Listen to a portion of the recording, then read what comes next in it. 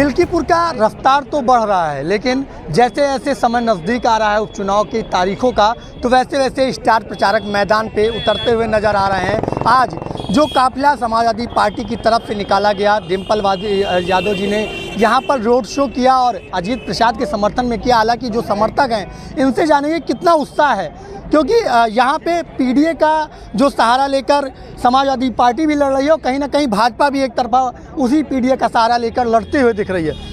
क्या कहेंगे, क्योंकि पीडीए का सहारा दोनों तरफ है, अगर समाजवादी भी बात करें और भाजपा भी पीडीए कहीं ना कहीं। देखिए, अभी इस मिल्कीपुर की विधानसभा की सम्मानित जनता ने आज रोड पे उतर के ये बता दिया है कि इस उत्तर प्रदेश का असली नेता कौन है और नकली नेता कौन है। ये जो देख रहे हैं अभी जो रैला चल रहा है, ये भीड़ ज़बरदस्ती नहीं बुलाई गई है, पैसे से नहीं बुलाई गई है, समझे। ये पूरी मिल्कीपुर विधानसभा की जनता रोड पे आ गई। ये संदेश दे दिया है कि मशाल जल चुकी है और ये मशाल पूरे हिंदुस्तान में घूमेगी और भारतीय जनता पार्टी को नेस्तनाबूद कर देगी, उन ताकतों को नेस्तनाबूद कर देगी जिन्होंने बूढ़े माँ बाप की औलादों का हक मार दिया, रोजगार छीन लिया, माताओं बहनों की इज्जत आबरू नीलाम हो गई, न्याय नहीं मिला। बताइए, उत्तर प्रदेश की इस मिल्कीपुर की जनता ने जो संदेश देने जा रही है, इन भारतीय जनता पार्टी के लोगों के लिए एक ऐसा सबक होगा कि 7 पुश्तें ये सबक भूल नहीं पाएंगी। डिम्पल जी आज यहाँ पे थी, इसके पहले उनकी जो जेठानी देवरानी है वो भी थी। देवरानी आगे रहेगी या जेठानी? अब आप इसमें साफ ही देख सकते हैं आज की जनता की भीड़ किसके तरफ है। माननीय डिम्पल यादव जी की तरफ है। उनका कार्यक्रम आप लोग देख ही चुके होंगे, उनकी में कितनी भीड़ जाती है। और हमारे में यहाँ लाखों युवाओं और लाखों महिलाएं आई हुई हैं, बिना बुलाए सब लोग आई हैं। ये पीडीए का नारा है, ये पीडीए के नेता हैं। तो इसलिए आप लोग निश्चित देखेंगे 5 तारीख को भारी वोट अपने पीडीए के पक्ष में माननीय अजीत प्रसाद जी को यहाँ से मिलेगा। और 8 तारीख को गिनती में समाजवादी पार्टी की तरफ मिल्कीपुर में चुनाव एक तरफा हो गया है। समाजवादी के पार्टी के पक्ष में अजीत प्रसाद जी इस मिल्कीपुर की जनता ने उन्होंने अपना सेवक मान लिया है। लेकिन एक बात निकल कर आ रही है बार बार भाजपा की तरफ से, परिवारवाद का एक जो अगर हम कहेंगे तो ह्यूमर फैलाया जा रहा है, या कहें कि जो है एक दावा किया जा रहा है परिवारवाद क्यों, इनके परिवार में ही टिकट बंटते हैं। इस पर क्या कहना चाहिए? ये सरासर आरोप गलत है और बीजेपी से ज़्यादा परिवारवाद तो कोई कर ही नहीं सकता है।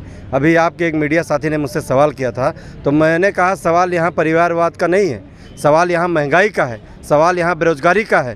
भारतीय जनता पार्टी ने हमारे जितने नौजवानों को बेरोजगार कर दिया है। आप बताइए कि सारी नौकरियाँ संविदा तो छोड़ दीजिए, या ठेकेदारी पे आ गए हैं।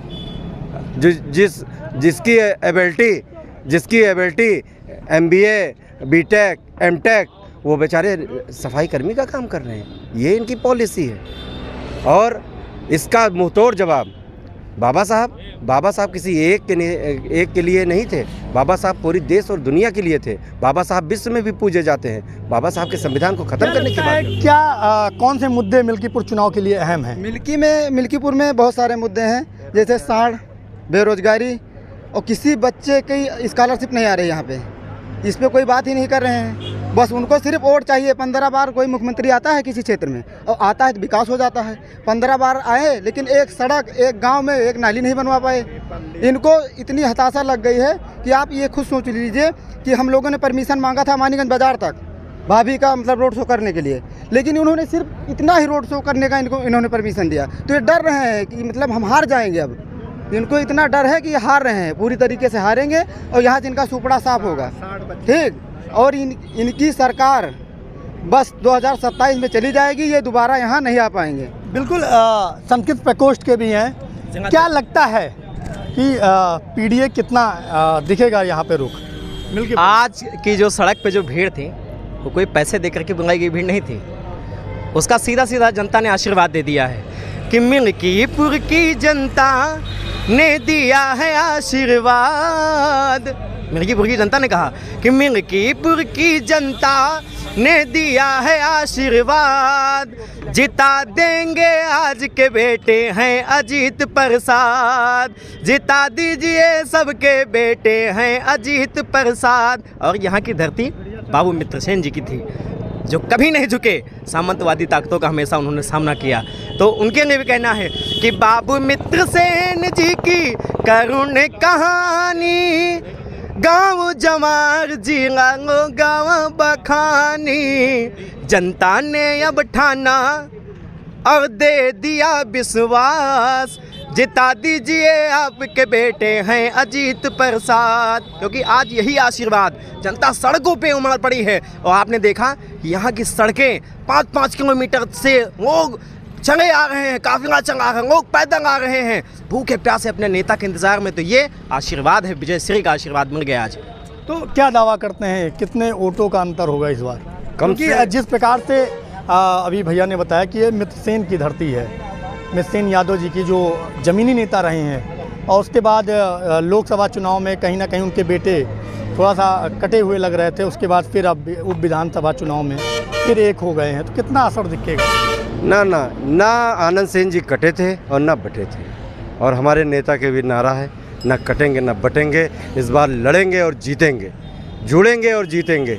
और कम से कम अजीत प्रसाद 50,000 वोटों से ऐतिहासिक जीत दर्ज करने जा रहे हैं, और साइकिल पूरी रफ्तार के साथ विधानसभा में जा रही है। बिल्कुल, आज मिल्कीपुर उपचुनाव को लेकर जो मैनपुरी की सांसद हैं और पूर्व मुख्यमंत्री अखिलेश यादव की धर्मपत्नी का रोड शो था। हालांकि ये सपा कार्यकर्ता थे, इनसे हमने जाना कि क्या मुद्दे होंगे, क्या विचार हैं और किन विचारों को लेकर इस बार मतदान होगा। हालांकि इनके अपने अपने दावे हैं, लेकिन देखना ये होगा कि 5 तारीख को जब मतदान होगा, 8 तारीख को रिजल्ट आएगा, तभी कुछ क्लियर हो पाएगा कि कौन जीतता है और कौन हारता है।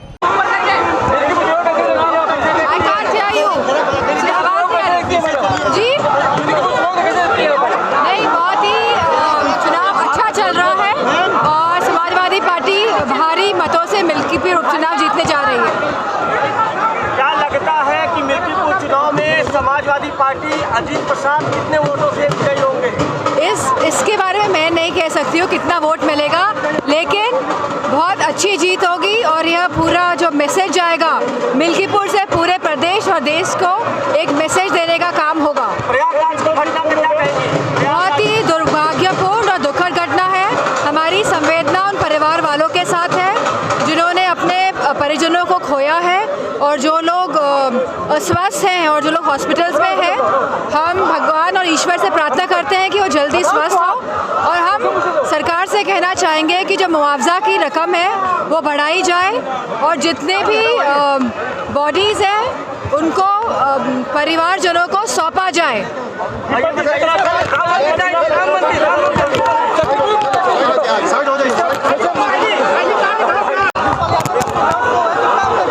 देखिए, मिल्कीपुर विधानसभा सीट भारतीय जनता पार्टी प्रचंड बहुमत के साथ जीत रही है। समाजवादी पार्टी की वहां जमानत जब्त होने वाली है। इनके कुकर्मों को प्रदेश की जनता, मिल्कीपुर की जनता अच्छी तरह समझ चुकी है। आप देखेंगे जब परिणाम आएगा, भारतीय जनता पार्टी प्रचंड बहुमत के साथ जीत चुकी होगी।